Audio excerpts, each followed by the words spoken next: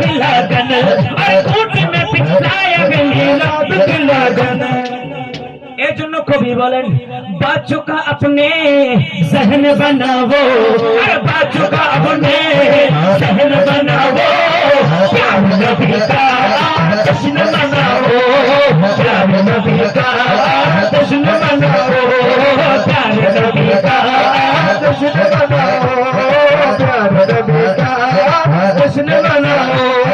সবাই সেই ধর্মত মোহাম্মদ রাজ বলবেন আরে আশিকে আবো আশেকে আবো আশেক আও মানে আমি আশেকদেরকে ডাকতেছি।